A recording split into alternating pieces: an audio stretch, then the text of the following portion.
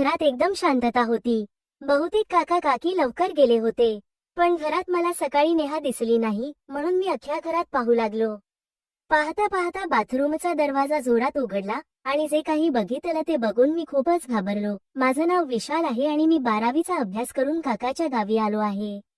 काकाच्या कुटुंबात काका, काकी आणि नेहा नावाची एक मुलगी आहे, जी सध्या इंजिनिअरिंगच्या दुसऱ्या वर्षात शिकत आहे. काका ड्रायव्हर असल्यामुळे ते कधी 2 दिवसांनी कधी 8 दिवसांनी परत येतात, कधीच ठरवून येत नाहीत. त्यामुळे घरात फक्त काकी आणि नेहा असतात. जवळपास मी तिथे 5 वर्षानंतर गेलो होतो. नेहा आता खूपच वेगळी दिसत होती, कारण तिला मी खूप दिवसानंतर बघत होतो. तिचं हसणं, तिचे रूप आणि तिचे व्यक्तिमत्व सर्व काही वेगळं दिसत होत. तिच्यासोबत मी खूप दिवसांनी वेळ घालवत होतो. तिच्यासोबत वेळ घालवताना मला खूपच भारी वाटायचं. तिच्याकडे बघितलं की एक वेगळीच फिलिंग मनामध्ये यायची.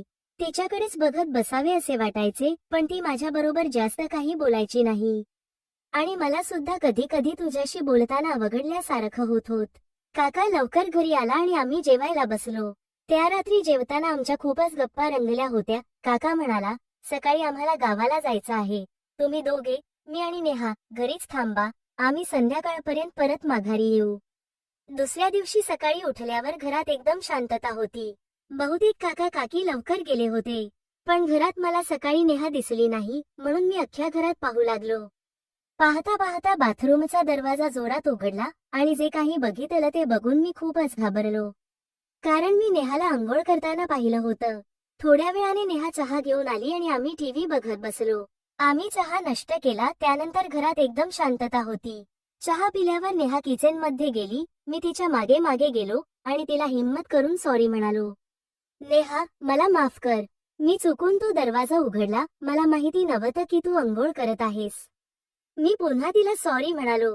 ती म्हणाली, ठीक आहे, पण पुन्हा असं काही करू नकोस. मग मी हळूच मान डोलावली. आज तर पूर्ण दिवस आम्ही दोघेच घरी होतो, त्यामुळे आम्ही आपापल्या कामाला लागलो आणि आम्ही आमची कामे करत करत गप्पा मारू लागलो. त्यामुळे आमच्यात जवळीकता वाढली. नंतर माझ्या मनात एक वेगळाच विचार चालू होता.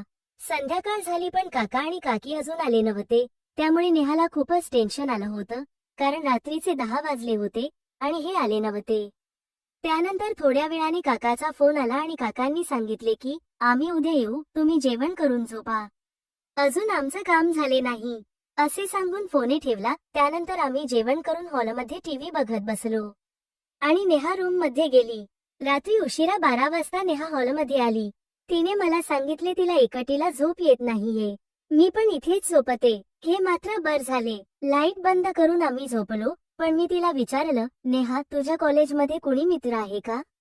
नेहा म्हणाली, कोणी नाही. नेहा, खोट बोलू नको, खरं खरं सांग. विशाल, तू असा प्रश्न का केलास? नेहाच्या आग्रहामुळे मी मनातलं बोलून टाकलं. तू खूप सुंदर दिसते. तुझे बोलणं, हसणं, सगळं काही छान आहे. आणि तुला बघितलं की मला खूपच वेगळे वाटते. हे ऐकून नेहा खूपच लाजली. लाजून शुभरात्री म्हणाली आणि माझ्याकडे पाठ करून झोपली. ती पलीकडे तोंड करून झोपेच नाटक करत होती. म्हणून मग मी तिचा हात हातात घेतला. मी तिच्या आणखीन जवळ गेलो आणि हळूहळू मी तिच्या मानेजवळ जाऊ लागलो. ती खूपच लाजत जवळ येत होती. मला तर खूपच मज्जा येऊ लागली होती. त्यामुळे तर मी मनमोकळेपणाने पुढे जात होतो. आम्ही आता पूर्ण एकमेकांमध्ये गुंतलो होतो. तिने निळ्या रंगाचा गाऊन घातलेला होता. आमची पहिलीच वेळ असल्याने बऱ्याच गोष्टी आम्हाला माहीत नव्हत्या. त्यामुळे खूपच अडचणी आल्या. शेवटी तिला म्हटलं, थोडा गाऊन बाजूला करते का? मला तुला सकाळ सारखं बघायचे आहे. नेहाने अचानक नकार दिला. परंतु मी आज माघार घेणार नव्हतो. मी पुन्हा आग्रह केला, थोडसंच बघू दे. तेव्हा नेहाने मला संत्रे दाखवले. मी पहिल्यांदा असे एवढे मोठे संत्रे बघत होतो. मग मी हळूवारपणे संत्र्यांना स्पर्श केला. ते बघून माझा स्वतःवरचा ताबा सुटलाच होता. मग मी संत्रे हातात घेतलं आणि त्यांना बघू लागलो. तशी ती मला ओरडली आणि म्हणाली, हळू पिये जरा. आता खूपच भारी वाटत होते. त्यानंतर आम्ही पूर्ण एकमेकांमध्ये रमून गेलो होतो. मग काय, आमचा कार्यक्रम सुरू झाला होता. आम्ही खूपच मस्त क्रिकेट खेळत होतो. बराच वेळ क्रिकेटची मॅच खेळून चालू असताना दोघांचाही घाम निघाला. दोघेही मोठ्या मोठ्याने श्वास घेत होतो. मला आता खूप मज्जा आली होती. माझा तर अजूनही विश्वास बसत नव्हता की सकाळी बघितलेली नेहा आता माझ्याजवळ झोपलेली होती. पहिलाच अनुभव असल्यामुळे मला त्याची सवयच लागली होती. आता क्रिकेटची मॅच पूर्ण आयुष्य नेहा सोबतच खेळायची असे ठरवले. कथा आवडल्यास व्हिडिओला लाईक करा आणि चॅनेलला सबस्क्राईब करायला विसरू नका.